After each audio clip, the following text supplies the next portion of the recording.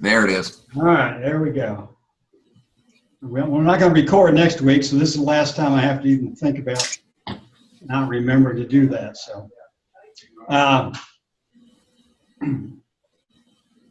as far as the grades go, I'm looking at the papers you did now, and I'll have those done, I think, by this weekend. I plan to. And then the test scores,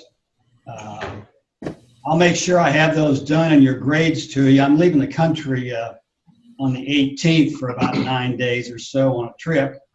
But I want to have all the grades done and into the school and to you probably no later than that Friday, hopefully Thursday, or that this is a week from this Friday at the latest. So you'll have those, so you won't have to wait till I get back from overseas. So, but I'll give you the grades on the papers and on the exam and the final grade for the course. And I will those on your papers. I'm going to send those back to you with my comments on them, and so you can see those. And if you have any questions or anything you want to talk about as far as the comments I put on them, but just feel free to. It should be back the 27th. Hopefully the 27th I'll be back in the country. If you want to contact me after that, and anything you want to talk about on your paper, any comments or questions, please feel free to do that by phone or email. I'll be glad to do that for you. But I'll have that information for you before I leave, and make sure the school has that. So they are automating. I came up. This was last Saturday. They had a meeting for the instructors. They're automating their whole grading process and scheduling, and they're going to start next quarter where you actually everything will be done automated. There won't be any paper process as far as the instructors go, as far as students registering and getting their grades. That'll all be online now, but not this quarter, but starting next quarter. So they're working on that and getting all the historical grades and classes that have been taken also on this website, or on this program that they've developed. So that'll be a big improvement on that. If you've got your workbooks, we'll go through this. I'm going to give you some general information. It's an open test, open workbook test, or open book test. Book also, or the Bible. That's fine. I'll for Lawrence and Jeff, as I mentioned, I'll email you 6/15 next Tuesday night. I'll email you the test, and you can print it off, fill it out, and then you can scan it and send it back to me. We'll take 90 minutes for the test next week. It's 30 questions. You have about 4 blank lines on the test that you can fill in a couple sentence answer for each one of them. A couple of them are shorter than that, but most of them are just about 4 lines where you can write up just a short essay, a couple sentences that you'll be able to answer the questions without any problem. And you can send those back to me at the end, and Ramon will be here in the classroom taking it. I'll give you a breakdown if you've got your books there, your notebooks. I'll give you a breakdown of what sections, how many questions are going to be in each section, and I'll give you a little general information about some of the questions, and between that and your notes, hopefully you've taken that you shouldn't have any, I wouldn't think any major problems with this. The first section we're talking about, it's Roman numeral 2, importance of developing effective leaders. There's going to be 5 questions from that section of the book, or of the workbook. General questions about the crisis in leadership, something we talked about way back in the first lesson or two, about how, do we have a crisis of leadership today, and is that something new? What are the causes of this crisis in leadership? We talked about that. We talked about some historical references to the Christ in leadership among the Lord's people, going back certainly even into the Old Testament. We looked at some of the causes for this crisis in leadership. We talked about the results. What has happened? What has this crisis in leadership? What has it resulted in the state of the Lord's church today? And so we talked about some of those, and you can look over those sections.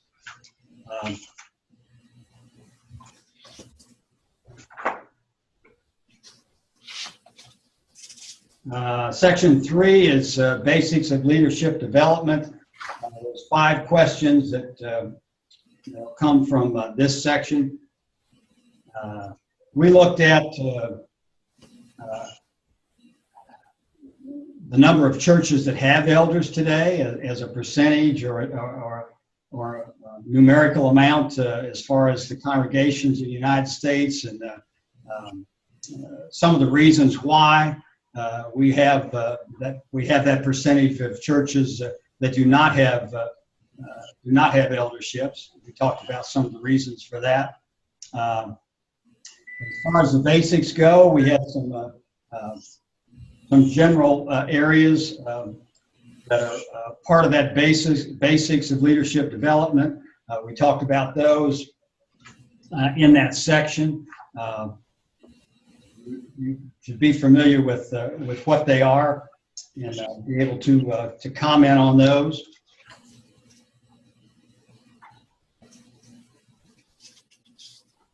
We also talked about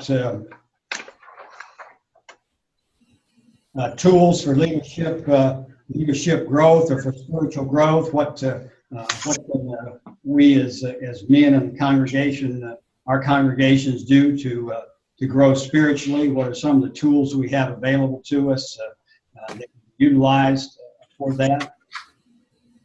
And we talked about desire, and we talked about it early in the class period, generally about desire, and then we got more specific about that here in the last couple of weeks as one of the qualifications, if you will, for an elder in 1 Timothy 3, verse 1. But we talk about desire and the importance of desire. And I stress that because of my experience over the years and even talking to leaders in other congregations about the challenge of developing men and getting men to serve. And one of the problems that constantly came up is we have men that are qualified otherwise, but they just don't have the desire to serve. As I mentioned, I sometimes wonder about whether that's with certain men, whether that's a crutch they use to disqualify themselves, or whether they just earnestly do not have the desire to serve. But that's something that's you have to have it, and I think we talked about the desire can be developed. It's not a have or have not thing. It's like many of these qualifications for leaders in the church. Some of them, it's obviously is you're either married or you're not married. But there's other ones that you can certainly grow into, and I certainly believe you can develop a desire to serve as you grow spiritually as a Christian. And there's a couple questions in there about desire. In Section 4 has to deal with a plan for leadership development. We've got 2 questions from that section of the workbook about how do you go about developing a leadership plan, and how do you develop as a leader? How do you develop your qualities as a leader? And what's involved in a leadership plan, and whether you're developing it for yourself or whether you're a deacon or elder and you're developing it for men in the congregation that hope to become deacons or elders at some time in the future, and what should be involved in that developmental plan. That's extremely important. I was out in St. Louis last week. My oldest daughter lives out there, and they attend the Church of Christ out in the St. Louis area, and they're looking for ways to develop their men for leadership positions. And I've talked to the elders out there about that. I think I'll be going out there sometime this spring and doing a weekend workshop for them to go over some of these same points on how to go about having a plan to develop men for leadership. So we'll talk about that. Sustaining effective leaders, maintaining effective leaders. There's 2 questions in that section. We talked about you don't arrive as an elder or a leader in the church and that's it. You no longer have to grow or continue to work to mature as a Christian. That's not the case at all. But you don't want burnout on the other side too. You want to maintain that enthusiasm and sustain leaders that are effective, have been appointed leaders. And we're going to talk about some things that you can do to do that. We spent some time talking about secular versus spiritual leadership and some overlapping areas, responsibilities and qualifications between the secular world and the spiritual in the church as far as leadership goes. And there are some similarities there that are valuable in both the secular world and the religious world or the spiritual world. So there are overlapping circles of qualifications, responsibilities. And then there are areas we talked about too where those are separate circles where you don't have that overlap. There are qualities and responsibilities that are peculiar to leadership in a local congregation that you don't necessarily see or have experience with in the secular world. So you want to be familiar with those. And there'll be a couple questions on there in that general area. The challenge of effective leadership. There's 5 questions, and this is part 6. The workbook. If you have any questions, yell them out now or write them down. And once we go over this won't take too long, but we can go back and maybe I can give you a little more information about those questions once we get through this. But section 6, the challenge of effective leadership. Again, I think this is an important area. There's 5 questions on that. One of the things we spent a fair amount of time on was some of the challenges of leading by committee, of leadership by committee, and that's as opposed to one-man rule or dictatorship or the president of a company and someone that owns their own business where they have control over most activities and decisions that are made. That's not the case in the church. It's done by committee, and that has advantages, and it also has challenges that we talked about. So it's important to understand those challenges and how to deal with those challenges and make the eldership effective in how they oversee the ministries of the congregation. So it's important to understand how to make it work, how to have an effective leadership team, and make sure you get things done working in a committee. And oftentimes elders, potential elders, have not had experience on committees or dealing with committees that have responsibility for certain functions within a business or whatever secular positions they may have been in. So they may not have experience in dealing with committees. And I see that on some of the board of directors that I'm on with parachurch organizations. We're careful to look at not only the qualifications or what a man could bring to our board of directors, but how well they would fit into a committee environment. Are they one of these independent thinkers that like to make all the decisions on their own and they have their own business, and they don't, even though they're maybe very capable in some ways, they don't necessarily fit into the dynamics of a committee environment such as a board of directors or an eldership. So there are ways that you can go a long ways into being an effective leadership team if you understand the dynamics of leadership by committee. We'll also talk about, and I mentioned this, I know many times during the quarter here, about the importance of developing and maintaining the trust and respect of the congregation. Elders don't have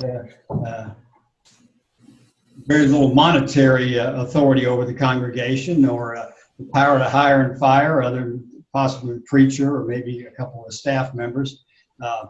So it's very important that they develop that trust and respect, and to maintain that trust and respect. And we talked about what happens when an elder or an eldership loses that trust and respect. That problems spring up in the congregation oftentimes that would have not come to light or come to a head if they still had that trust and respect. So it's very important in the decisions they make and how they interact with the congregation to be thinking about that, how important it is to maintain that trust and respect. So there'll be a couple questions about that. We also talked about how we recruit members for ministries, or how we recruit members or men to be deacons or potential elders, and how we go about that, and how we are effective in our ministries by getting the right people in the right positions, getting them in on the ground floor, if you will, creating a sense of ownership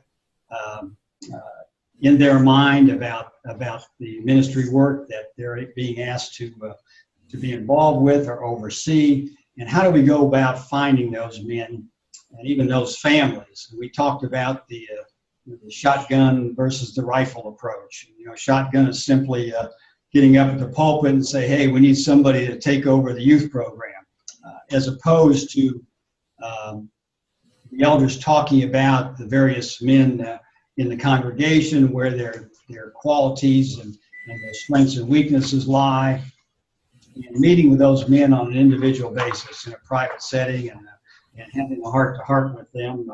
I think that's, in my experience, has been much more effective than just doing a shotgun blast in the bulletin or from the pulpit saying we need somebody to do this. So there's ways to go about that. I think that you can be more effective, in my experience, in recruiting the right people for the right position, and creating that sense of ownership. We talked a lot about that, and how much more effective they can be, and how easier it is to oversee someone if they buy into what they're doing, and they consider, if they take ownership of that particular ministry or whatever project or program they have, they'll be much more dedicated, able to operate much more independently. It takes less of your time to oversee them. So putting the effort in up front is well worth it in the long run. We talked about the 80-20 problem. I think maybe that gets kind of trite after a while. We do it all the time in congregations, but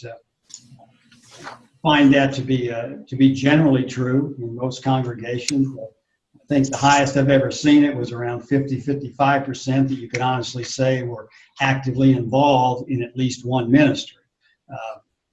Theoretically, it ought to be everybody, able-bodied person ought to be involved in at least one ministry, but human nature, that just rarely happens. So what are some things that leaders or elders can do to deal with that 80-20 issue that we see in so many congregations, where 80% of the work's done by 20% of the congregation, or 20% of the men in the congregation, and how we can improve those numbers and get more people involved in taking ownership of it. So there'll be a question or so about that also. Number 7, section 7. There's 2 questions there about that. And again, you'll have 3 or 4 lines usually to write a couple sentences, and you can just be brief and your thoughts on this, and answering the questions on these. So here we talk about maturing congregational leaders, and it's an ongoing process. I've seen, I think, some elders that thought that they had arrived when they were appointed an elder, and they really didn't need to grow that much more spiritually. And that's not what the Lord had in mind for any Christian, certainly not the leaders of a congregation. And how do we go about being more effective and continuing to mature ourselves? I mentioned that the 8 years that I served, I would ask myself at the end of each year and try to do the look in the mirror test that, did I do a better job this last year than I did the previous year? And I think I could honestly say, at least in my opinion, that 6 or 7 of those years I did do a better job. But I know there was at least 1 or maybe 2 years that I couldn't honestly say that maybe I was slipping a little and was not getting a little bit lazy, if you will. So having an honest assessment of yourself and even others, within the eldership of talking at a retreat or something about how the last year went and what we can do to maintain that spirit of growth and continue to challenge ourselves. And we talked about the successful practice of leadership. We used the letter M to talk about 4 different ways to the successful elders accomplish what they do. We used letter M to talk about 4 different aspects of that. We spent some time discussing those individually, and I think they're important also. Section 8, and we've got 4 questions in Section 8. That's the skills or traits of effective leaders. And I think you've got, let's see, there's about 16 different traits or skills that we've talked about. I think those are ones that I personally developed over the years and developed that list in what I think were really the core skills and traits of effective leaders in the eldership. So I think those are important. We'll look at several of those, and I'll ask you your thoughts on those. So you want to be familiar with those, that section also. Section 9 was, make sure I didn't skip one. Qualifications of deacons. There's one question there. I didn't get too deeply into the specific qualifications of deacon and elders. I think for most people, they have had those read or studied or preached about probably numerous times, but I did have one question on the deacons that so you want to look over those qualifications and be familiar with those. Qualifications for elders, I just had one on that one also.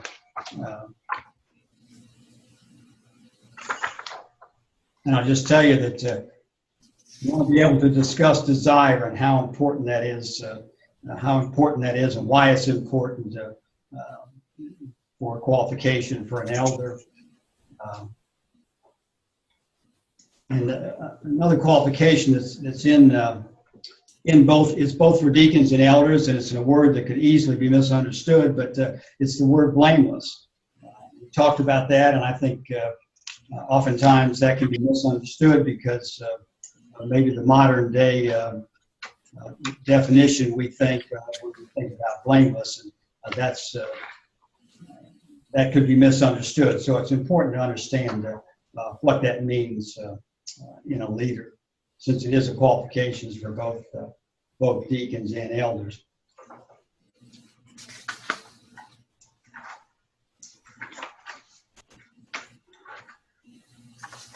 The authority of elders, and we're talking here the last couple of weeks that we talked about. There's one question about that, and we talked about at length of some of the various aspects of the authority of elders, and there is some difference of opinion or belief within the church about the extent of the elders' authority over the congregation and how they go about executing that authority or administering that authority. So you want to be familiar with that and how that applies to the oversight of the congregation. One question about elders and church discipline, and we had some excellent discussion on that, and spent I guess an entire class period on that about the different forms of authority and the purposes of church discipline. I think that's something if I was to serve as an elder again, I would make sure the congregation was aware of at least of the 5 different purposes of church discipline that we talked about, because I don't believe, I'm not sure all elders, and certainly I think there's a fair amount of the congregations individually, the people that are not aware of the different aspects of church discipline, the different purposes, what church discipline is to accomplish. And I think we all agreed that the Bible certainly authorizes and commands church discipline.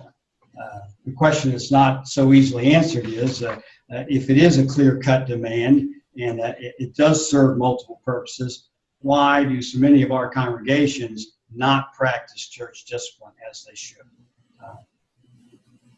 So we talked about that, and I think that's something worth thinking about.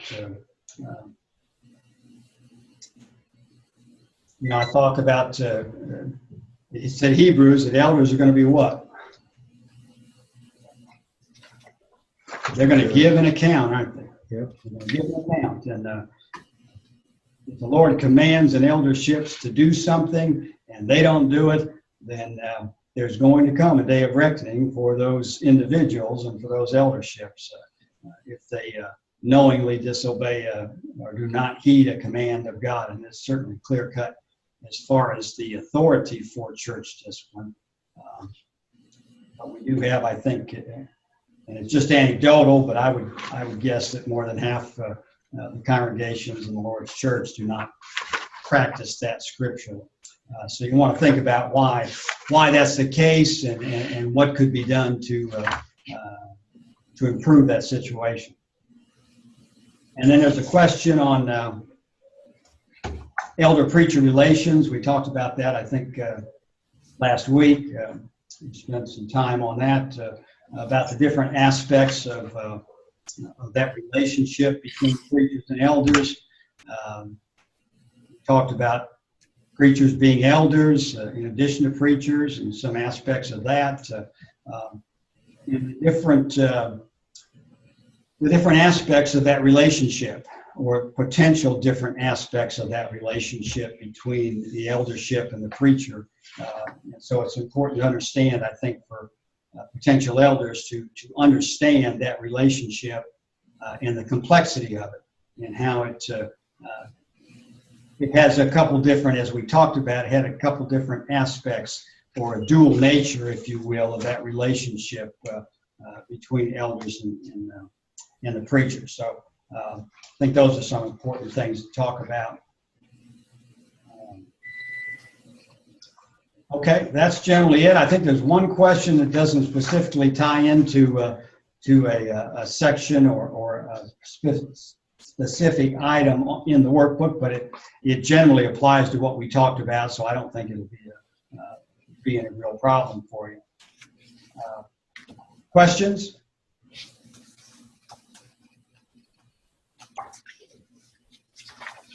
On page 6. Okay. You've got those numbers, 12,000, 6,000, 3,000. I forgot to write down what you had next to those. Okay, it's 12,000 is roughly the number of congregations in the United States. 6,000 is roughly the number that have elders. And 3,000 is the number that have 2 or more elders. Right. So we see the breakdown there, and we talked about a little bit about that. First of all, we have half the congregation in the United States that are not scripturally organized.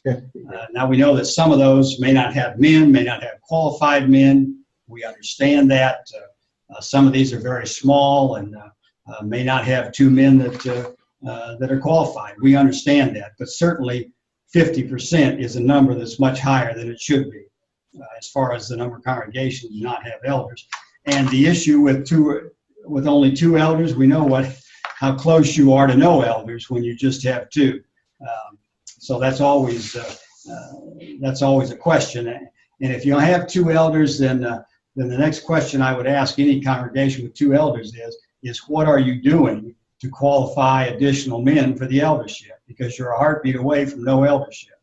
And once, as we talked about, I think at length over different classes, is that once a congregation slips into that men's business meeting format or method of leadership, oftentimes the longer it goes, the harder it is to get out of that form of leadership, because oftentimes so many men in the congregation get very comfortable with that form of leadership for a couple reasons.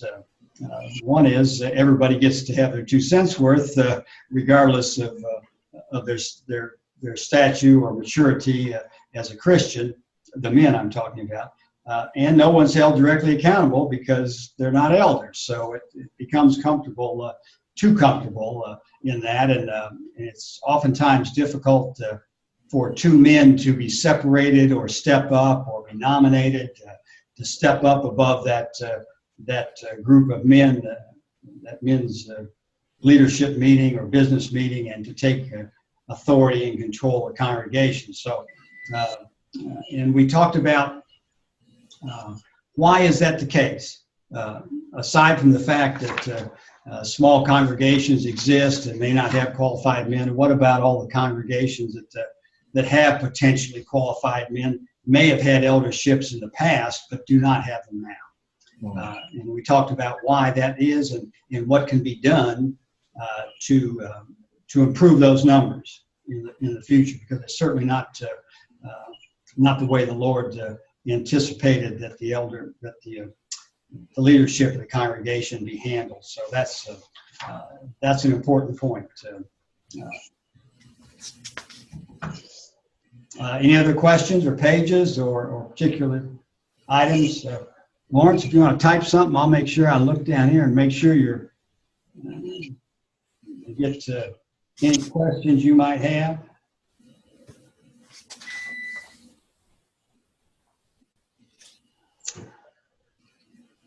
I'm good. Okay, well, that's good. That's good. Okay.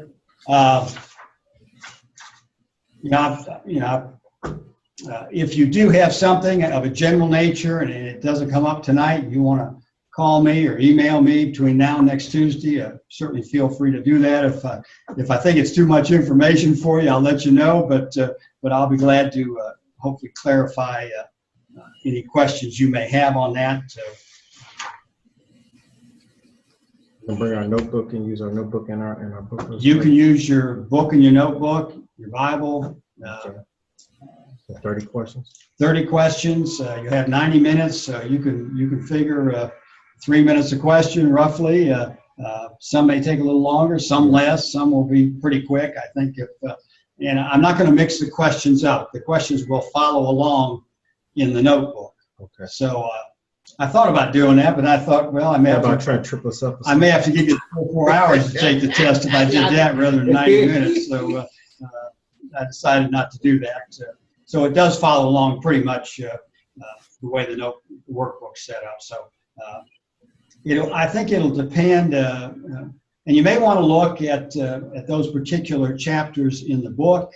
You may want to review that, get a little more specific in some of the information, and hopefully you've taken good notes, because some of the things are not necessarily in the work. They're in the workbook, but the answer may not be there. But if you took notes, we talked about the answers during classes or on the videos if you watch those. So you should be able to review that, and you'll have it there. So you won't have to do a whole lot. 90 minutes for 30 questions, essay questions, is not a whole lot of time to go searching for the material you want to make a comment about. So that's the reason I did it like that. So hopefully you have enough time to do that. So. While we're taking the test, are we supposed to be logged on here with you live? Yes. You belong. I'll be here the whole time, and I can answer if you have a question. If a question's not clear to you, if I can clarify it, and I'll clarify it for everyone. Anything I answer on one would certainly everybody would have. if I can clarify it without giving you word for word answer, then I'll certainly do that to make sure you understand what I'm looking for in the question. So certainly be available right here the whole time you're taking that.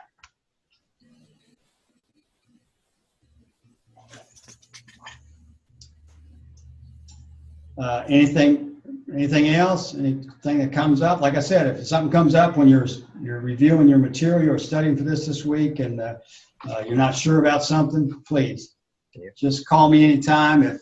Leave a message if I'm not at my phone or can't answer, and I'll call you back, or send me an email, and I'll be glad to help you out as far as I can with the preparation for it. I would tell you, I have thoroughly enjoyed this. It's been a new experience with online teaching, and once I got accustomed to it after a week or two, I enjoyed it and felt comfortable doing it. And I hope that it was beneficial to you all, and wish you the best in your years ahead as Christians and potentially and hopefully leaders in your congregation. And if you do any time past this, if I can help you in any way, a year from now, 5 years from now, I won't stretch out too far past that. No tell how long I'm going to be here. But you just contact me anytime. I'll be glad to talk to you about leadership or anything else that I might be able to help you with. What did you think about the case studies we talked about last week? Those were very interesting, very good. And that just goes to show you that how the seriousness it can get inside the eldership. That's just like a first-hand look into eldership and what kind of things they deal with. Yeah, you're right. And I probably mentioned Glenn Colley's book, Awake at Night. He has 100 of those. They're not, the 25 he gave me are not in his book. But he did have, in fact, I saw him just a couple of weeks ago. We're on a board of, familiar with Lad's Leaders program. We're on the board of directors of Lad's Leaders together. We had a meeting here a few weeks ago. And I talked to him about this. He has about 200 of these that other people have sent to him, and a lot of them came up at the Polishing the Pulpit workshop that he has been holding for a number of years now up there, and he gets elders turning in these to him, and so he has published these. Now in the book, Glenn gives, at the end of each one of those, he gives his thoughts on how that particular situation should be handled. It doesn't mean, and he'll tell you right up quick that his is not the only way to handle it, but and it's interesting. I've got the book and I've read some of the case studies and then read Glenn's. And what I tried to do is I read the case study and then I thought through it myself and I made some notes on the page and kind of how I thought it should be handled. And then I read Glenn's answer to it. And sometimes we were right down the line. Other times he looked at it from a different way I did and had some thoughts there that I hadn't thought about.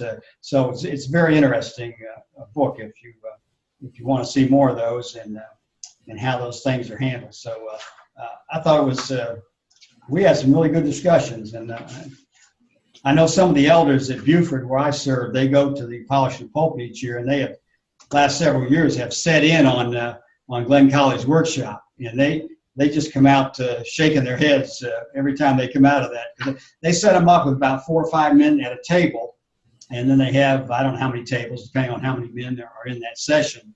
And then he gives them one of these case studies and gives them a certain amount of time to discuss the case study, and then he has one of the representatives from each table present the study to the workshop attendees and how they believe it should be handled, and then the other attendees can comment on that. So you get a lot of discussion going on and thoughts from different angles. So it's very interesting. It's not your typical lectureship where you sit there and take notes and listen to somebody talk for 45 minutes. So it's an involvement type thing. So It's very good. It's really, really interesting. Okay. Anything else? Anything? Think we're good? I can't think of anything. Okay. You good? I'm good. Lawrence, I know you told me you were good. Just got a little strange. All right, gentlemen, I will see you next week, and we'll take the test and then and go on from there. Yeah. Good seeing you. All right, thank you. If I have any questions, I'll make sure I call you. Definitely. You do that. I will. You're welcome, Lawrence.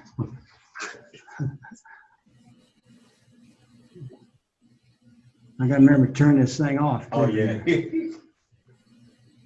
I gotta squint with my eyes.